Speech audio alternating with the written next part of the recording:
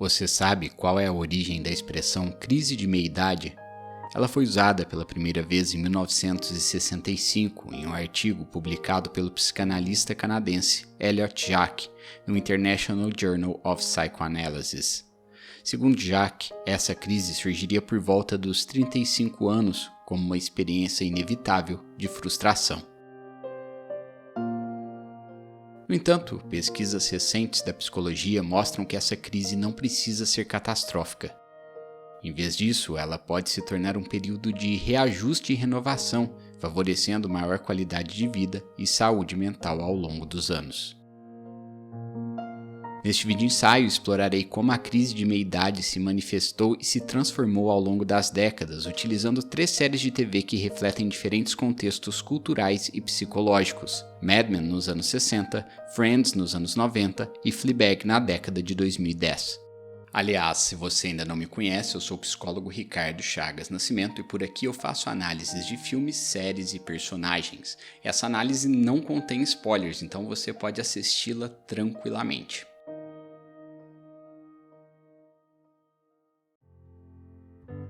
Pode não parecer, mas no episódio piloto de Mad Men, Don Draper tem 34 anos.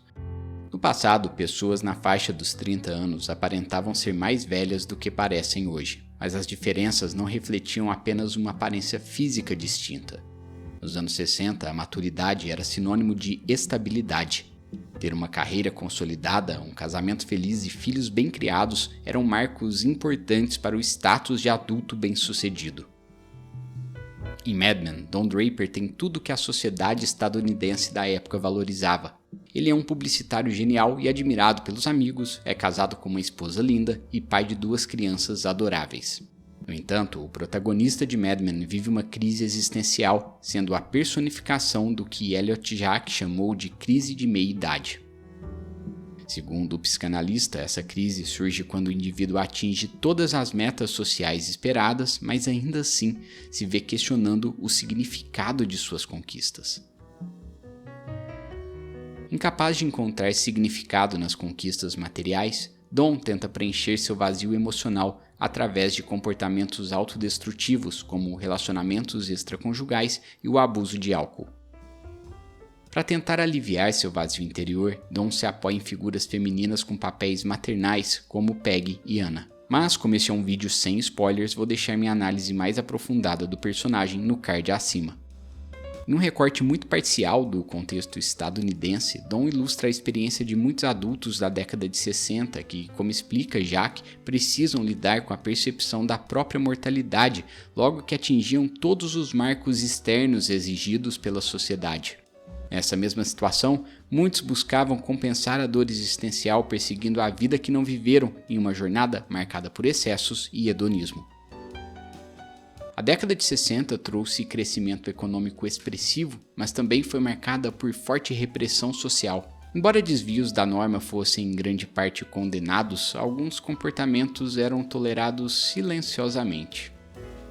Em Mad Men, o adultério é um exemplo nítido. Embora socialmente reprovado, ele era amplamente praticado e frequentemente tolerado como parte da vida privada dos homens de negócios.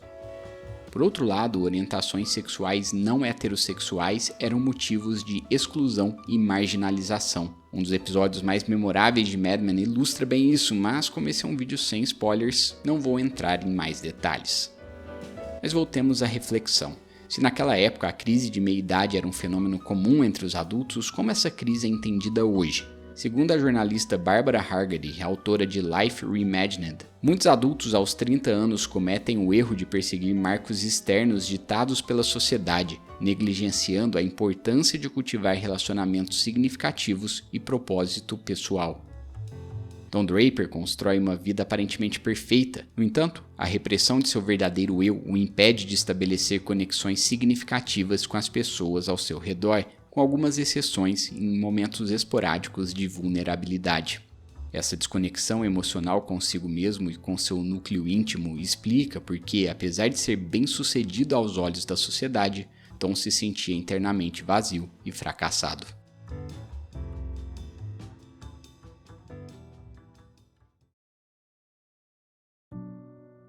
Ao contrário da década de 60, os anos 1990 trouxeram mais liberdade diante das pressões sociais relacionadas aos papéis tradicionais. No período retratado pela série Friends, não ter uma carreira de sucesso depois dos 30 era algo relativamente comum. Até mesmo conflitos que antes eram difíceis de serem contornados, como o divórcio e a formação tardia de uma família, ganhavam contornos mais suaves. Esse contexto mais flexível possibilitou que a amizade se tornasse um pilar extra na vida das pessoas. No piloto da série, a personagem Rachel Green representa bem essa ideia. Após descobrir que seu noivo a traía com sua melhor amiga e abandoná-lo no dia do casamento, Rachel se muda para Nova York. Lá é recebida por Mônica, sua antiga amiga do colégio, que a ajuda a recomeçar sua vida. Embora Friends mostre que as redes de apoio eram comuns nos anos 90, a série também revela um lado menos idealizado. Manter amizades na vida adulta é difícil, especialmente quando os personagens começam a ressignificar seus propósitos pessoais.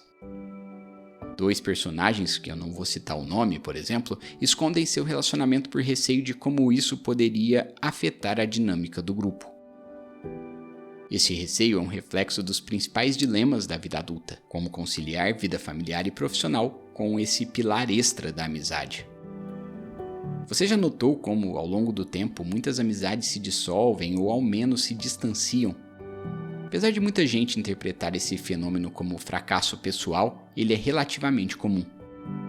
Durante o nosso período de estudo, marcado mais ou menos até o fim do ensino superior, os grupos de amizade costumam ser mais sólidos. Isso ocorre porque nessa fase as responsabilidades ainda são relativamente leves.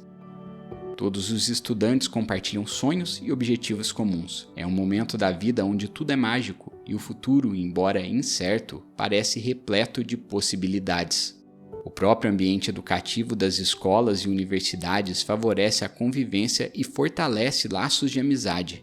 Festas, grupos de estudos e até mesmo atividades curriculares oferecem um contexto ideal para a manutenção dos vínculos sociais.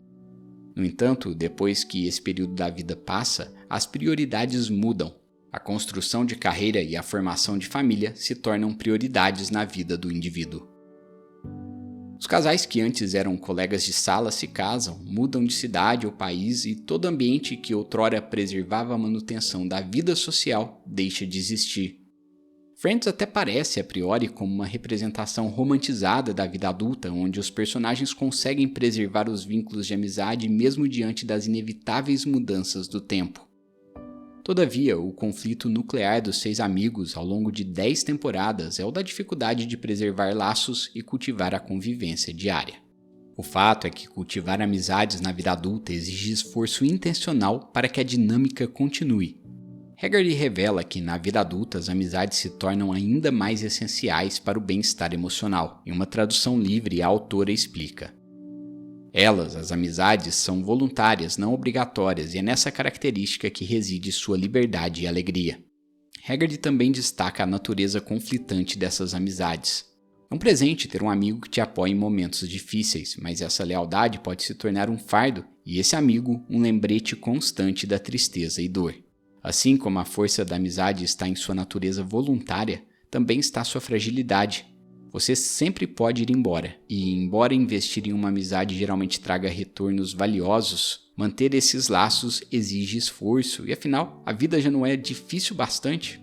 Caso você esteja passando por uma crise existencial ou mesmo uma crise de meia-idade, eu sou psicólogo e ofereço serviço de psicoterapia online. Eu vou deixar o meu e-mail aqui na tela e também na descrição desse vídeo. Parece que foi ontem, mas já se passaram quase 25 anos desde que celebramos a virada do milênio. Desde então, o mundo avançou a passos largos em diversas áreas. Os avanços tecnológicos nos tornaram mais conectados e eficientes, mas também mais ansiosos e estressados. Paralelamente, avanços culturais abriram espaço para discussões mais amplas sobre saúde mental, diversidade e propósito de vida. Ainda assim, equilibrar vida profissional, pessoal e relacionamentos nunca foi tão desafiador. A série britânica Fleabag, cuja análise completa você pode assistir no link acima, se passa na segunda metade da década passada. Nela, acompanhamos uma protagonista anônima, que chamaremos de Fleabag. Aos 33 anos, Fleabag enfrenta diversos dilemas da vida moderna, lidando com uma crise de meia-idade que é tanto prática quanto existencial. Ela é proprietária de um pequeno café em Londres que mal atrai clientes e a sensação constante de fracasso é inevitável. Seus relacionamentos amorosos são igualmente complicados, refletindo conflitos não resolvidos com sua família disfuncional. No campo das amizades, Fleabag enfrenta o luto e carrega o peso emocional de um trauma recente, a perda de sua melhor e única amiga. Nos anos 2010, a pressão para se destacar em todas as áreas da vida se intensificou. Em um passado não tão distante, a trajetória da vida do cidadão comum era previsível, planos de carreira eram relativamente sólidos, e os casamentos definitivos, fosse na saúde ou na doença, no amor ou na conveniência. Fleabag, assim como muitos de nós, vive em uma sociedade onde a vasta liberdade de escolha vem acompanhada de uma nova fonte de ansiedade, a expectativa de ter tudo. Em Life Reimagined, Haggerty revela que a busca por esse ideal pode ser prejudicial, já que o equilíbrio perfeito entre vida pessoal, carreira e relacionamento é na verdade uma ilusão. Esperar uma harmonia perfeita entre essas áreas só gera mais frustração. Fleabag até tenta manejar as diferentes áreas da vida, mas se sente sobrecarregada e deslocada. Por muitas vezes, em vez de aceitar essa limitação e priorizar seu senso de bem-estar e propósito, ela busca por respostas em relacionamentos não muito saudáveis. Talvez a maior lição dessa série seja essa: ser feliz não é sobre ter controle absoluto de todos os pilares da vida. A busca por um equilíbrio perfeito, onde tudo se encaixa de maneira harmoniosa, é uma ilusão que só nos leva a mais frustração e estresse. A satisfação não nasce no equilíbrio, mas no discernimento. É saber priorizar o que verdadeiramente importa, mesmo que aos olhos da sociedade isso pareça insuficiente. E você, já passou por alguma crise de meia-idade, tendo chegado ou não aos 30 anos? Deixe nos comentários e, além disso, deixe o seu like, cuide bem da saúde mental e até a próxima.